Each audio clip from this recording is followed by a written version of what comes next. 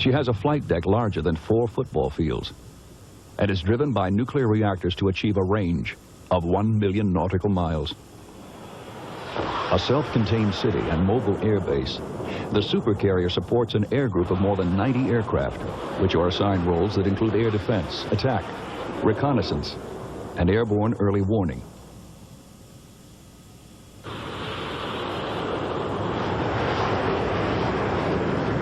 Some of the air group are divided into 2 squadrons of 12 fighters, whose principal purpose is air defense for the carrier.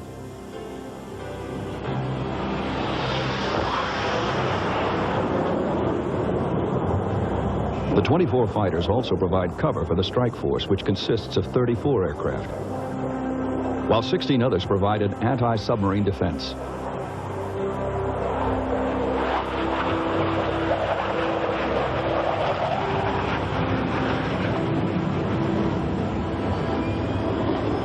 The rest function as recon, tankers, electronic signal jammers, and early warning for defense of the carrier, the long-range eyes and ears of the task force. For without adequate defenses, the Supercarrier loses its effectiveness.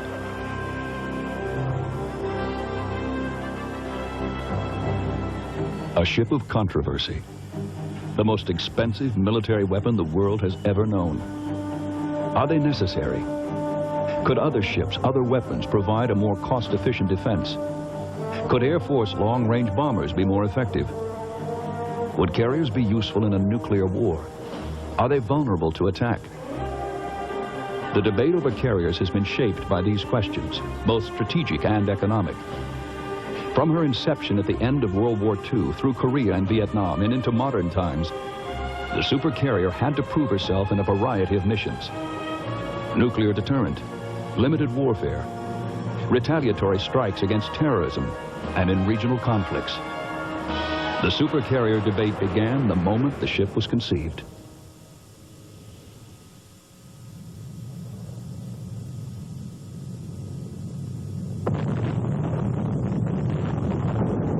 The need for the Supercarrier was born with the detonation of the first atomic bomb. World War II was over, and the U.S. Navy was at a crossroads. It had just won the largest naval war in history, and now stood unchallenged in the oceans of the world. The aircraft carriers of the American fleet were a key reason for its success. But that very success now worked against the Navy. Without an ocean-going adversary, it was difficult to justify the maintenance of the huge wartime fleet.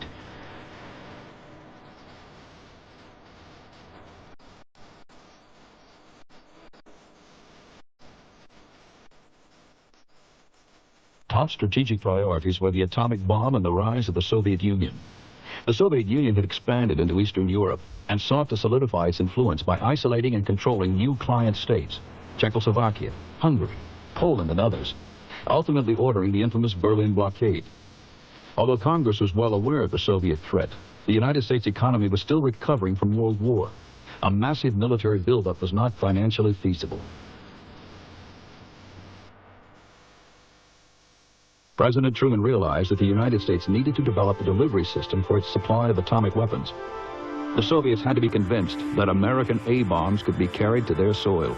But due to the limited number of the newly developed bombs, only one service, the Air Force or the Navy, would be selected to become the main delivery service for the supply of the atomic superweapons.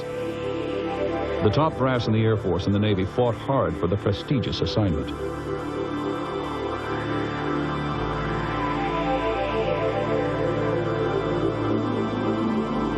The atomic bombs of the period were large and bulky. They required huge planes to carry them. World War II carriers were too small to handle the heavy planes, so the Navy proposed a revolutionary class of huge aircraft carriers to do the job, the United States class, almost twice the weight of existing carriers. But the Air Force proposed the construction of a revolutionary bomber, the B-36, which the Air Force claimed could deliver the same nuclear punch at half the cost of the Navy's proposed carriers. The smoldering feud between the Navy and Air Force bursts into the open before the House Armed Services Committee in Washington. Inter-service rivalry between the Navy and the Air Force raged out of control and shocked the nation. At one point, a naval aviator offered to shoot down an Air Force B-36 to prove that it was the Titanic of the skies. The Air Force plan centered exclusively around a nuclear war with Russia. The Navy countered that America had to prepare for both nuclear and conventional warfare. In July of 1948, construction of the USS United States was approved. The keel for the ship was laid in April 1949. But that wasn't the end of the controversy. President Truman continued to fight with Congress. The entire defense establishment was reorganized. A new cabinet position was created. Lewis Johnson became the first Secretary of Defense. Citing budgetary reasons, he canceled the USS United States, and construction began on the Air Force B-36. The supercarrier had faced her first challenge, a political battle, and lost. The great ship was never completed. In protest, the Secretary of the Navy resigned.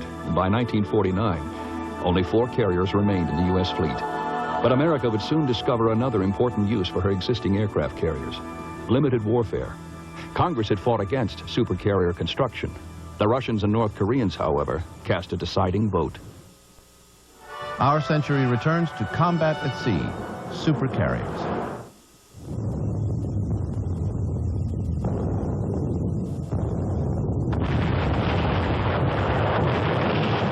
In 1950, more than 60,000 Russian-equipped North Korean troops invaded South Korea. The forces of the United Nations are in Korea to put down an aggression that threatens not only the whole fabric of the United Nations, but all human hopes of peace and justice. If the United Nations yields to the forces of aggression, no nation will be safe or secure.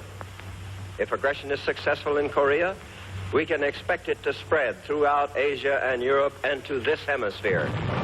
In the initial days of the military term is interdiction. Carriers are particularly well suited to this mission.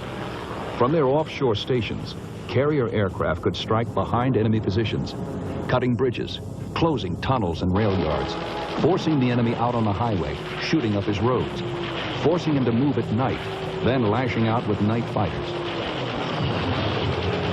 Interdiction was an around-the-clock job. There was no rest for the carrier crew.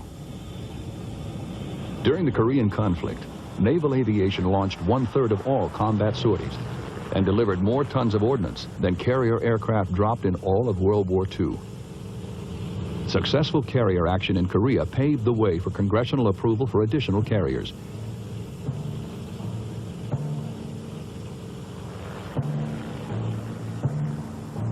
There were design problems, however. Carriers then in the U.S. inventory, with their wooden flight decks and cramped hangars, were not suited to operate the larger and more complex jet aircraft that gave the flat top its formidable punch. The solution? Dust off the old USS United States plans. But changes were necessary to modernize the proposed supercarrier. First, borrowed from the British, a new flight deck design added both safety and efficiency to carrier operations. An angled flight deck converted the carrier's deck into 2 runways, one at a slight angle to the other. This allowed landings and takeoffs to occur simultaneously. And if a pilot missed the catch wire, he could accelerate and take off again without having to fly directly over the men and planes on the ship's bow. If he should lose power, he would land in the water alongside the ship rather than directly in the ship's path. Another design breakthrough was the steam catapult. Jets that need a mile-long airstrip on land need only a few hundred feet when launched by a catapult. Catapults work like this. Under the flight deck, steam from the boilers is pumped up to a reservoir, while the crew above... The first supercarrier, the USS Forrestal, was ordered in July 1951. She was named after former Secretary of the Navy, James Vincent Forrestal. Carriers proved themselves in conventional warfare in Korea, while the Air Force B-36, designed to deliver nuclear weapons, was of little use. Carrier mobility was the key to Navy success. They didn't need land bases. Although 4 Forrestal carriers were approved, Congress was still not willing to finance a significant carrier fleet. In their view, Korea was an aberration. Conventional warfare was a thing of the past. The supercarrier had yet to prove herself in large-scale combat.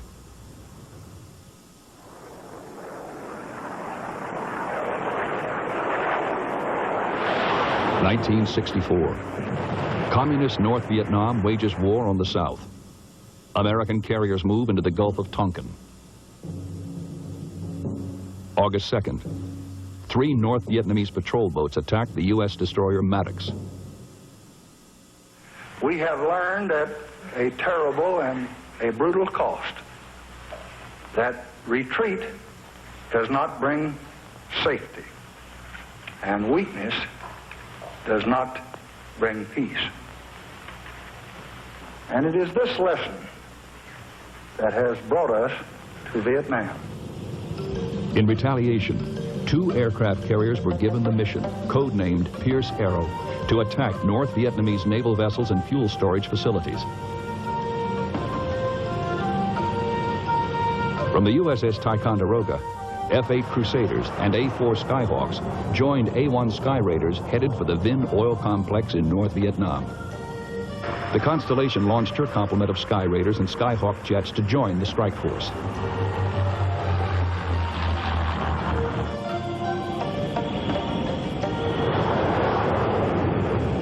F-4 Phantoms would provide cover for the attack planes. No alarm was raised by the enemy as the combat formation converged on the fuel complex. Large storage tanks neatly aligned in a fenced enclosure. The Crusaders and Skyhawks screened down and loosened a fury of rocket and 20mm fire to put out the anti-aircraft positions. The Big E also carried a new system, the Integrated Operational Intelligence Center, which interpreted photographs and electronic intelligence. President Johnson authorized the first strikes against industrial targets in the Hanoi-Haiphong region. Chief target? A power plant which supplied 1/4 of North Vietnam's power. Carrier aircraft faced formidable obstacles. North Vietnam had developed one of the most dense air defense systems in the world, complete with the sophisticated radar network and surface-to-air missiles, known as SAMs. Carrier operations were also hindered by politics. Communist anti-aircraft and surface-to-air missile sites could not be attacked unless the enemy fired first. So as not to hit foreign embassies or government leaders, naval aviators could not attack targets within 10 miles of Hanoi.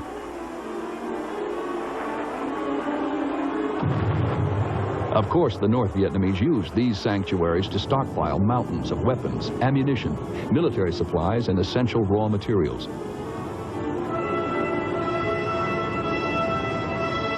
They also became the centers of the air defense system that featured air bases filled to capacity with Soviet-built MiG aircraft and surface-to-air missile installations bristling with weapons.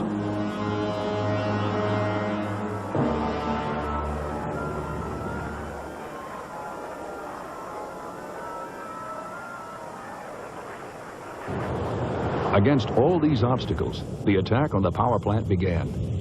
Carriers Enterprise, Ticonderoga, and Kitty Hawk launched more than 100 planes.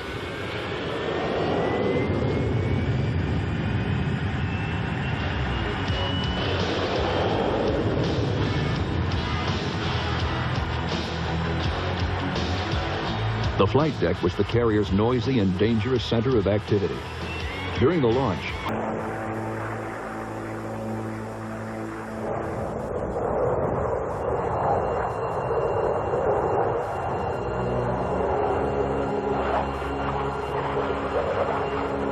supercarrier proponents agreed that Rolling Thunder could have been more effective, not because of incompetent pilots or inadequate equipment, but because politicians interfered with military planning. At times, President Johnson personally selected each target. Permission had to be granted before even targets of opportunity could be attacked. In one instance, a carrier pilot discovered a train near Hanoi transporting over 200 missiles. Authority to attack this lucrative target was denied.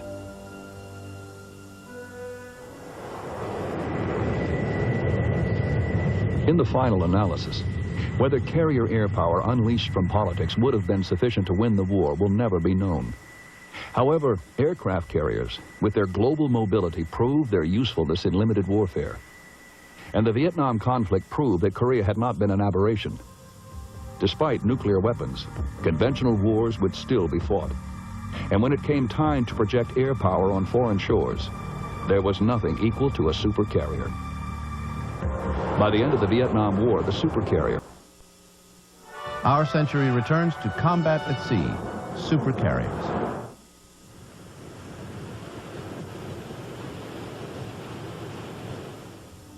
After Vietnam, in an effort to cut costs, the Carter administration fought to reduce the number of carriers to 6. An alternative to the large carriers was suggested, and the supercarrier faced a new challenge: smaller, lighter, cheaper carriers.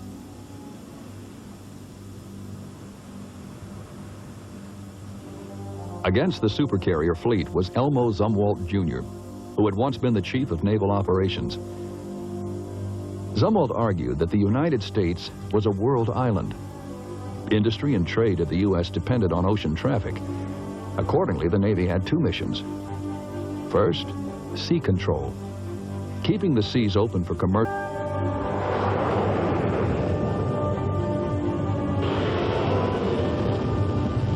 Zumwalt proposed that the Navy needed high-cost ships such as the supercarrier to project military power. However, the Navy also needed a large number of moderate-cost, moderate-performance vessels that could be in enough places at the same time to control the seas. Zumwalt sought to reduce the number of supercarriers, relying instead on the new vessel.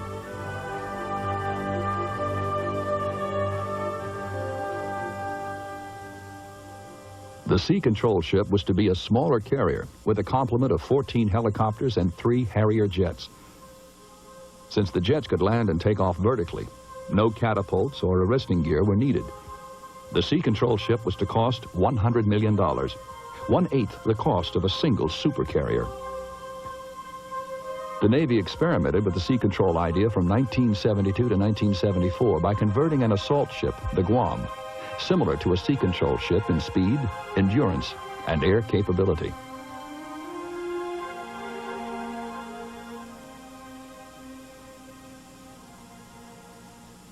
Chief opponent of the sea control concept was Admiral Hyman Rickover, on the right, arguably one of the most powerful and controversial men in naval history. In Rickover's Navy, there was only one way to travel: first class, which meant massive nuclear-powered ships. Although Secretary of Defense James Schlesinger approved construction of 8 sea-controlled ships, a powerful contingent opposed the plan as both too expensive and impractical. The project was abandoned. England, long on the cutting edge of carrier design, faced economic squeezes and changed its naval strategy. The Royal Navy began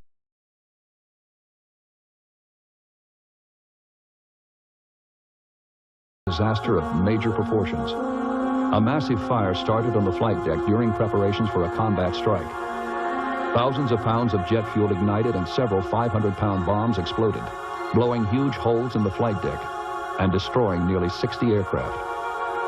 The ship itself survived, never losing its ability to maneuver nor even coming close to sinking.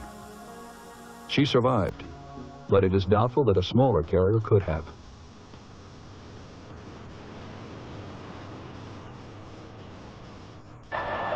The Enterprise proved her survivability when a Zuni rocket accidentally streaked across the deck into a group of fully armed planes. Explosions tore large holes in the flight deck, but the Big E continued flight operations.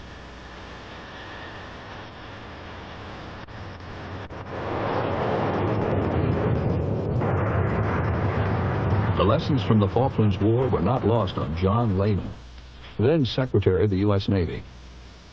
He campaigned for a 600-ship Navy, a substantial increase over the current 500-ship fleet. Lehman sought approval for construction of a... Our century returns to combat at sea.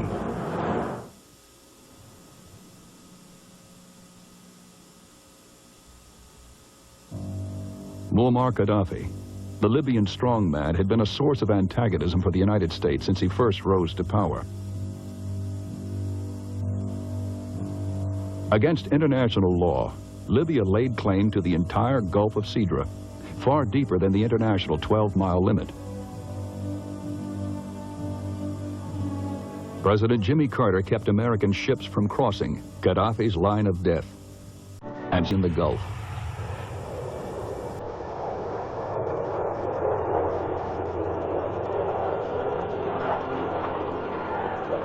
The air bases provided by the carriers proved useful for a variety of reasons.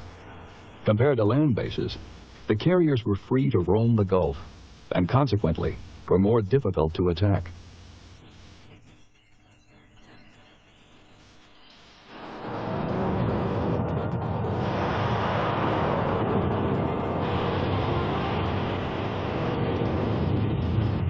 Carriers were sovereign territory.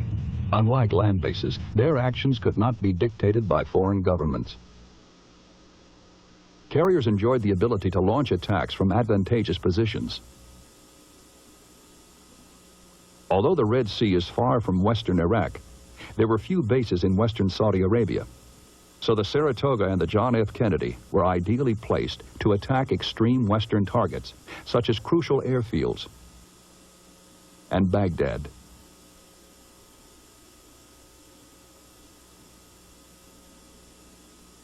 Carriers were closer to the southern end of Iraq than any airfield ashore. They could deliver very high sortie rates against Basra and the Republican Guard.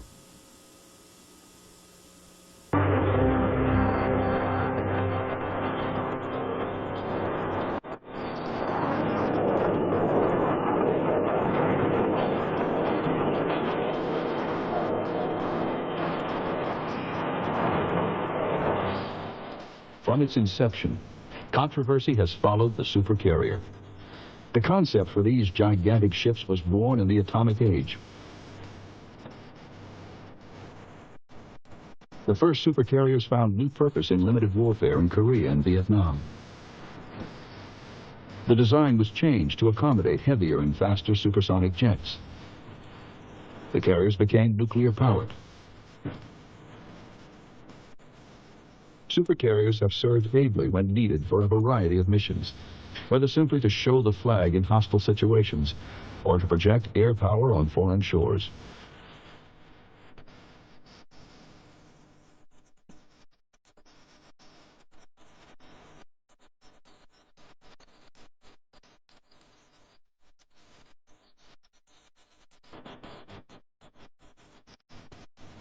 While it is true that the United States possesses the only carrier-based navy in the world, it is also true that the United States is the only maritime superpower. Most American allies and interests are on opposite sides of vast oceans. The supercarrier is custom designed to protect these interests. Her aircraft can reach 85% of the Earth's land area. And with lifespans of 40 and 50 years, these ships will be with us well into the next century.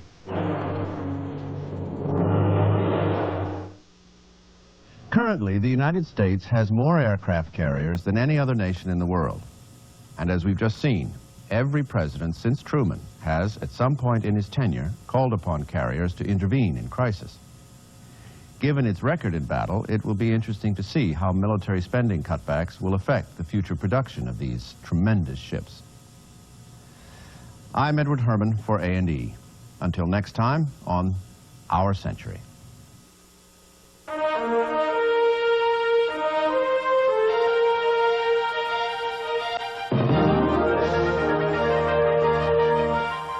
To order a video cassette of this program, call now 1-800-423-1212.